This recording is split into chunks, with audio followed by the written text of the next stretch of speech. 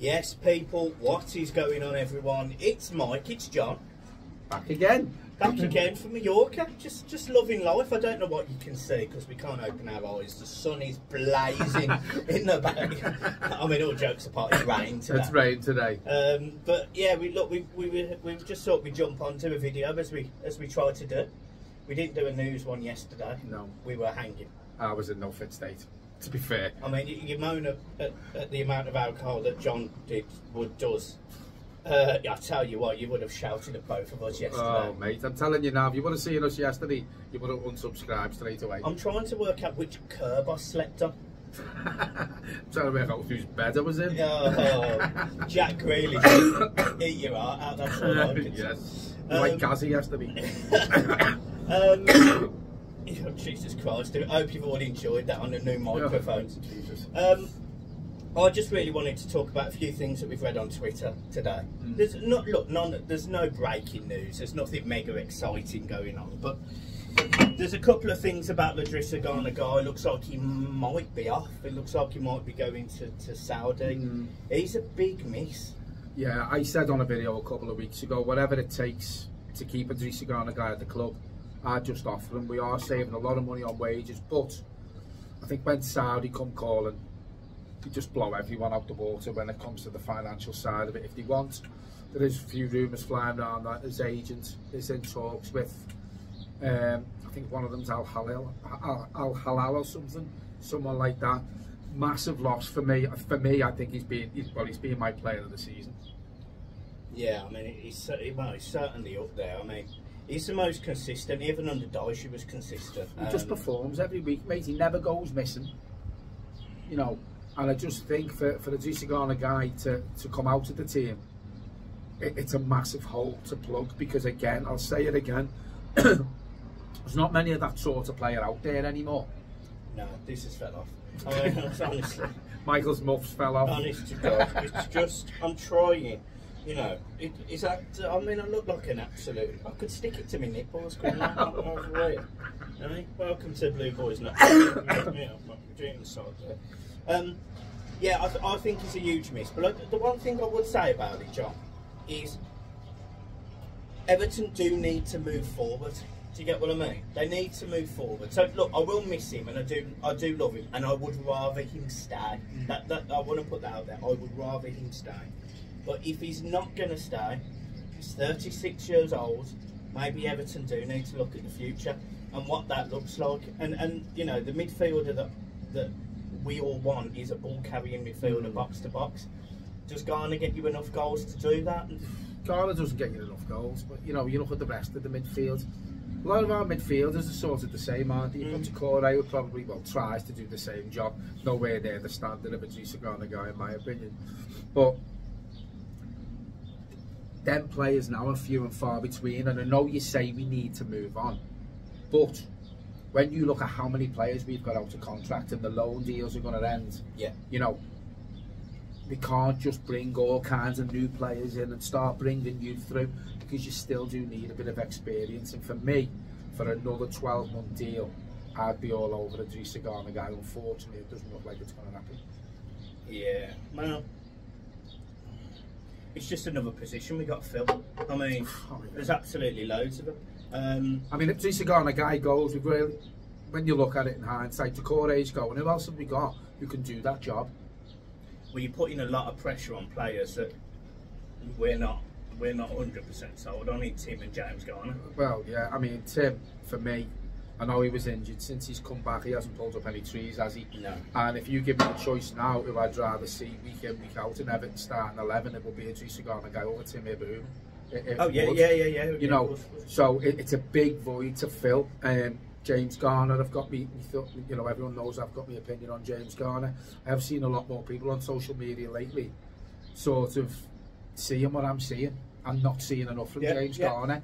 I don't think, again, you know, you talk about before, we need to move on, you know, from a Garner guy. If he is going to go, will be a big miss.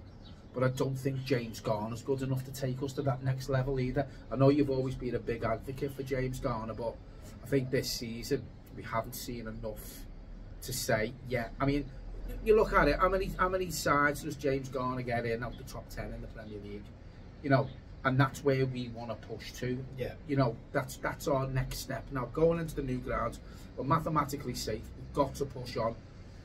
I don't think James Garner's good enough to take us to that level, and I don't really see, apart from probably Ilman and Dye, much in the midfield that will take us to that next level. Yeah, and look, I don't disagree with any of that at all. But my worry is, and this is the problem that I have, is that there's actually we're seeing nothing from the front three.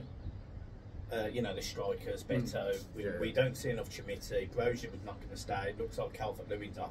Yeah, and he's not a top 10 player in my opinion. No. Then you rightly so, nothing in that midfield. The only thing that is top 10, and we know it's top 10 because I think it's actually statistically fourth in the league, is the defence. Is the defence. So you almost need to fill 6 positions and consistently starting. Plus, then you need to work on how many players you're going to need to fill on your bench. On top of the fact we're losing up to 13 in the summer. I think it's a crying shame the position we've been put in by Mashiri, and the freaking group have got to sort it out. And then there was this report this morning by this, I think they're called the Swiss Ramble, and they do the financials and they go through the teams. And they did a piece on Everton, and it looks very good, but it clearly shows that Everton can't just go out and go mad this summer. And that's a problem, because we need to. Well, yeah, I mean, 13 players out of contract or loans, you know, going back to their clubs. Everton just can't go out and spend willy-nilly, you know, and there's been a few people putting things on Twitter like that. You know, Everton are in a better financial situation, but we're not yet out of the woods. And, you know, and listen, I was one of them, and I've said it on here. I thought Everton could go and spend quite a lot in the summer. I thought PSR was over, but it seems we've still got to be careful. When you're losing 13 players, and you've still got to be careful with PSR, it puts you in a situation where we're going to have to bring some more youth players through. We're probably going to have to use the loan market for at least 4 loans yet again. You know, and well, it's fine as long as you don't sign Jesper Lindstrom and Jack Harrison on loan. I mean, yeah, to be honest with you though, when you look in hindsight now, would David Moyes have brought Jesper Lindstrom in? No. Would he have brought Jack Harrison on basically a 2-year loan deal? You know, but not good enough. There is fans that want Jack Harrison signed. Why? Because he's had 2 fucking good games. I mean, I'm not being funny. One swallow doesn't make a summer. You know, and for me, again, we talk about players who are going to take us to that next level.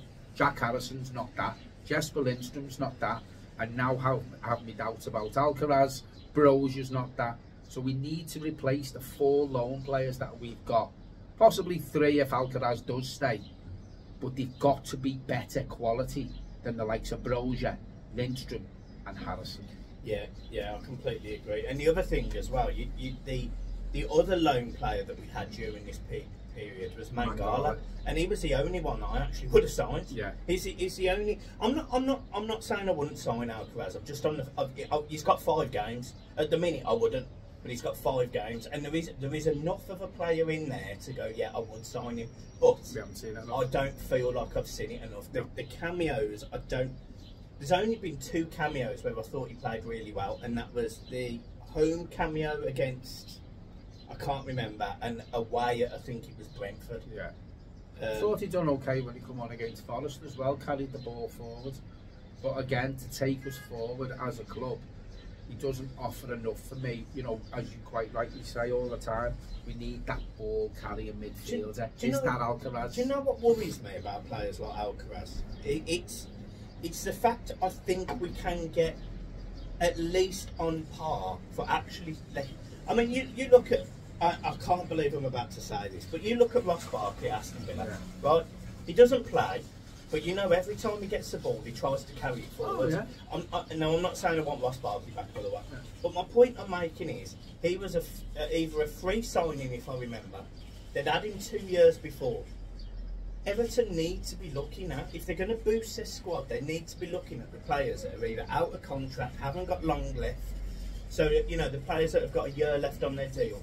The players that, maybe even the championship players that you know, we've got a point to prove, want to prove a point in the Premier League, and we've seen it time and time again. Eze, Wharton, Elise. I mean, Crystal Palace do it brilliant, to be fair. And Everton, I'm not saying Everton need to go and sign 10 Championship players to prove a point, because you can get yourself in a mess, obviously. I think we've got to mix it up, haven't we? But you've got to mix it up, haven't you? You've got to take a few gambles, but you've got to be bold on some signings. Like we've got to go for some established players. I mean, there was that stupid rumour I read earlier, Kevin De Bruyne to Everton. I mean, that is never going to happen. Yeah. And it's obvious it wouldn't happen. You know, he could go to Saudi for 600-700 grand a week, no doubt. Everton probably off. Well, I'm not saying Everton would offer, but you're looking at 150-200 grand max, Everton. You know, and that's pushing the absolute boat out. Don't get me wrong. You said about De Bruyne, he's got no pace, and as I said to you, when you're that skillful and you're that good on the ball, especially his dead ball situations as well. Yeah. You know, and he's a goal scorer midfielder. We've seen it, not so much now. You know, age is catching up with him. I think his next move probably will be. I mean, he's been linked with America. Yeah. I'm not saying Kevin De Bruyne wouldn't take Everton to the next level, but for, you know, it's a James Rodriguez. Yeah. It's a James Rodriguez. Yeah. It might work for a year. Yeah. But the thing is, Michael, you're going to give someone. I mean, I don't think he'd come to Everton for £150,000 a week anyway. No. But there you go. If he agreed to it, there's £150,000 a week. When, you know, you can't really afford to be given. Look at the players who are on that much money. Yeah, we shouldn't. You know, Decore, I think, is 120, 130, £40,000 a week. Michael Keane is on a good wage. We shouldn't do it for various reasons. You know, we got ourselves into a mess. We signed these players, but. You know, I was reading that report and it was saying that our wage bill had reduced 2% from last year to this year. Now, when you actually sit there and you work that out, it doesn't sound a lot. No. But when you actually think, it's actually reduced significantly year on year for the last 6 years. Yeah. You know, Rooney, James, even Blassie, David Classen, Michael Keane's going to be going this summer. Mason Holgate's on 72 grand a week. You know, you're looking at signing these players and these replacements that are a lot less. Yeah. You know, Alcaraz is probably, what, 50 grand a week if you bought him in. You know, Garner's going to be one of your highest paid. Jordan Pickford's going to be one of your highest paid. If we need to pay Branthwaite more to stay, then do it. You know, he's worth it. He justifies it. I think we've got a bit of leeway to play with on the wage side of it with the likes of Branthwaite.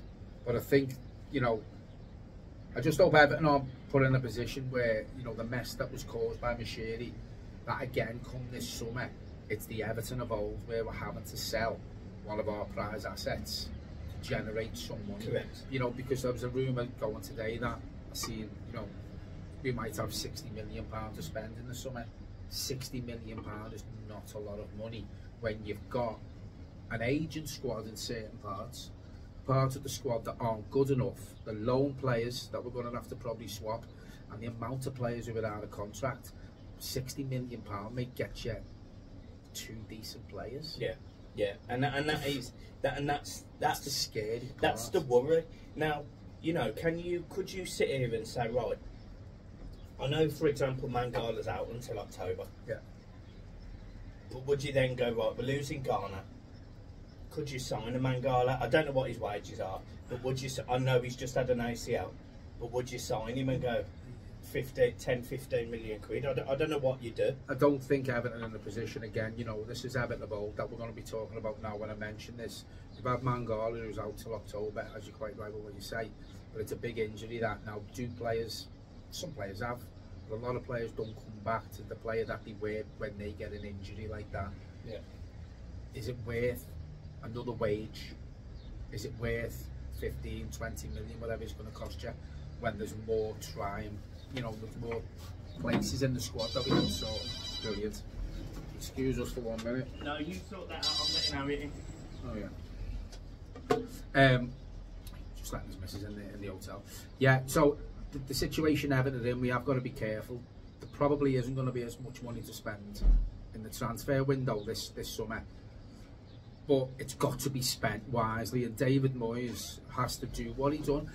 I want to see David Moyes do this transfer window what he done the first time he was at Everton. Go out and find some gems like he did with the likes of Tim Cahill, Leighton Baines. You know, I think Seamus Coleman was one, wasn't he?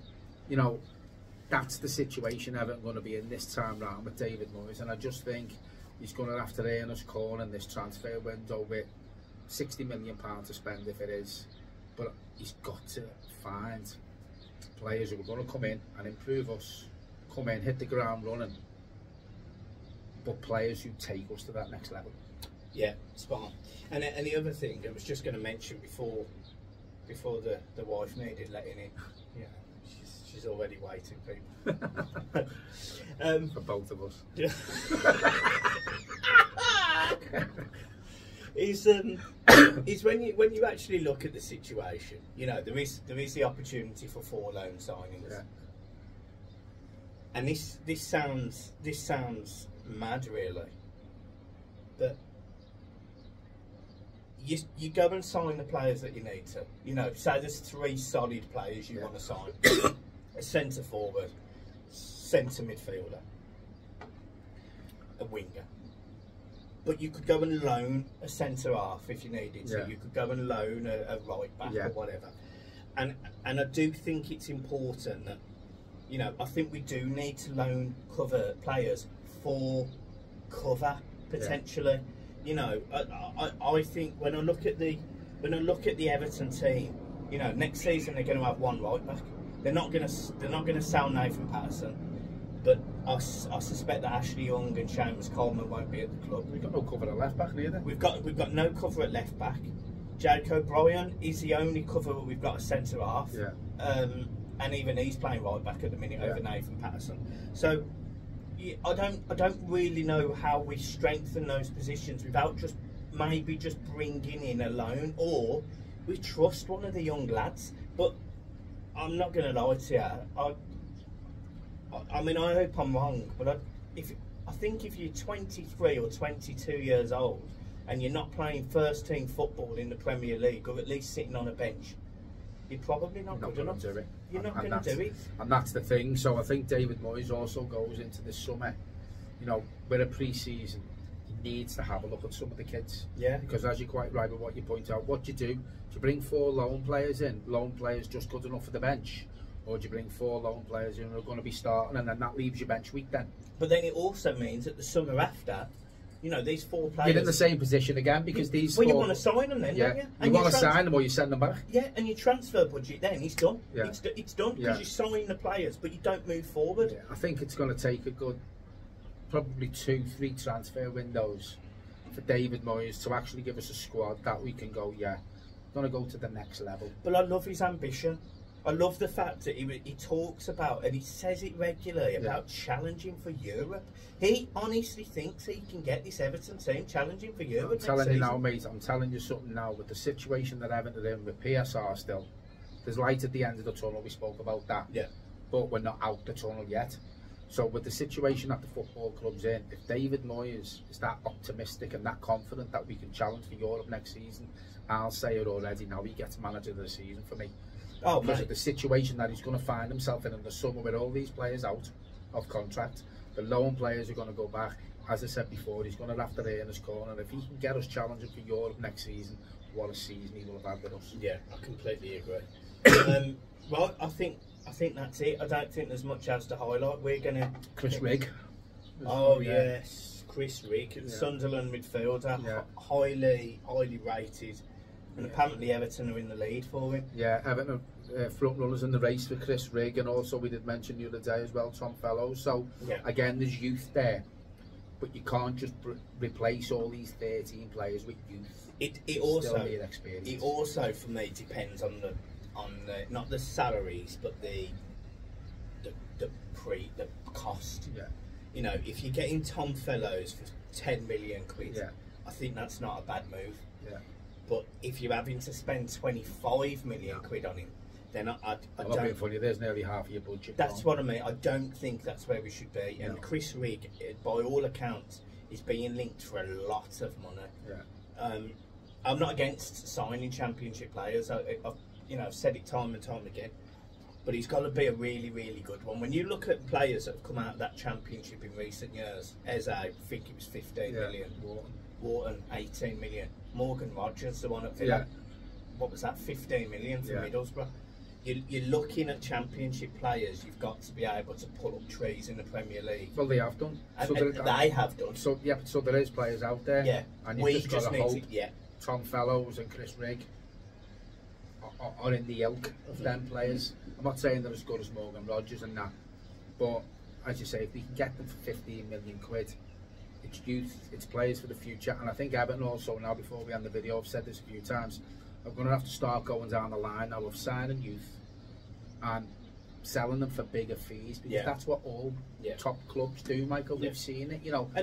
And people used to say that it was only the clubs like Everton, Villa, clubs like that would bring in players and try and sell them on for more money.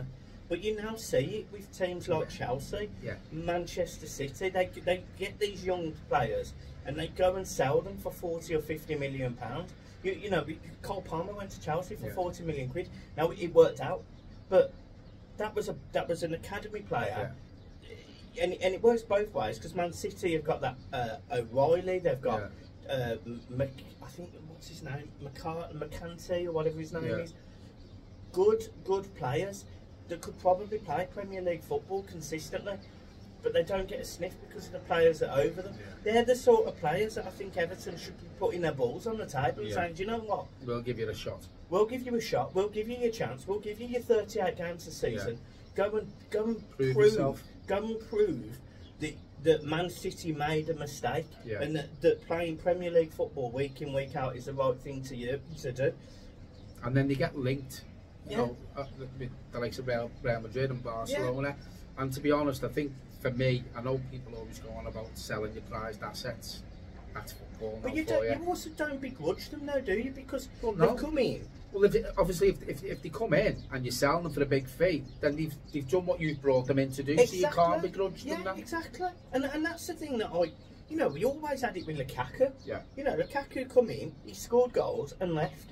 Don't get me wrong, I didn't like it when he'd go on to Belgium on holiday, you know, on his always talking about moving.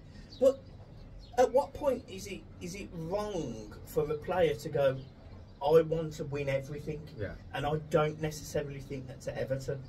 Because we wasn't in that position, don't get me wrong, we weren't a bad team, we finished 5th, but the 2 seasons after, we finished 11th and 12th. You know, it's only ambition, isn't it? And this is the thing, ambition for me in football now works both ways. Everton have got to be ambitious with who they bring in, but you want players with ambition to come in as well. And, you know, take Everton to the next level. I want players to come in, the likes of Chris Rigg if he comes in, or the some fellows. I want these players to come into Everton if they do an interview and go, I'm here to push Everton to the next level. Because they're ambitious, and it's good for the club if they do that. The player, in my opinion, like, the more I sit here and think about it, but the player that screamed Everton and we wasn't in the position to sign him was Scott McTominay.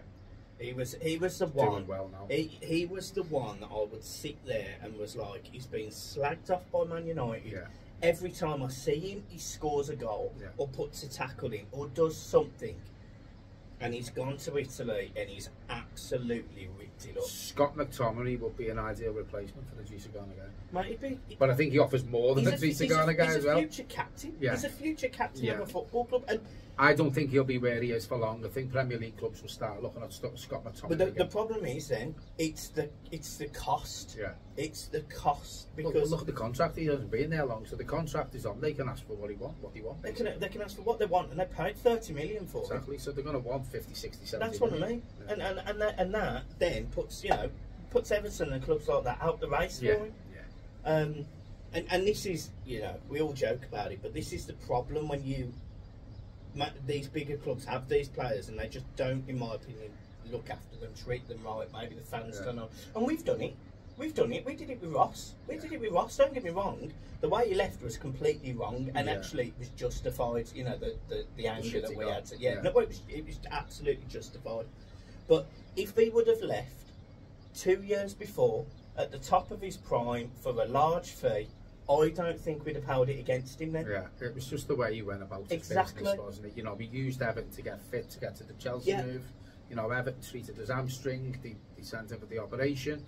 you know, he built the strength back up on his leg, and then he went, yeah, thanks, but no £5 thanks. million quid? I'm off. For £5 million quid? Yeah, Ross Barkley has Everton over the barrel there, and hopefully now, since things like that have happened, Everton as a football club have learned. Yeah, hopefully.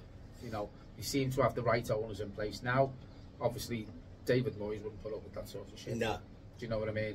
So we've got the right manager in charge. But I think going forward, on the grand scheme of things, I think you're going to see a mixture of loan deals, youth and experience in the summer, and then I think the transfer window after that, January possibly, if we are in and around the European places, there'll be a bit of money to get a couple of players in to try and push us. Listen, I don't expect Everton to finish in Europe next season. David Moyes has turned around and said that that's where he wants to take us. If he's right and I'm wrong, I'll take that all day. Oh, mate, absolutely. And this is why we're not on the big books, and he is. Yeah, exactly. Yeah. Right, guys, look, make sure you hit the like and subscribe. I don't know if we'll be doing another video from the glorious Mallorca, but we're certainly enjoying the sunshine that is just starting to come back out. Yeah, So, sky is blue, there's not a cloud to spoil the view, No. and it's not raining. it's not raining. We did have a bit of rain, but yeah, guys, look, make sure you keep following, subscribing. We love you all, and we'll see you for the match preview. I don't quite know how or what that's going to look like, but we'll be doing some form of video for it. One of us or two of us or both of us. Well, I'll just get the fucking cats that are down there to do it together. I mean, there's about 8 of them. I don't know what they're doing, but it's some orgy type stuff. Loads of pussy down there. Oh, Jesus Christ. Right, see you soon, guys. Up the toffees. Peace.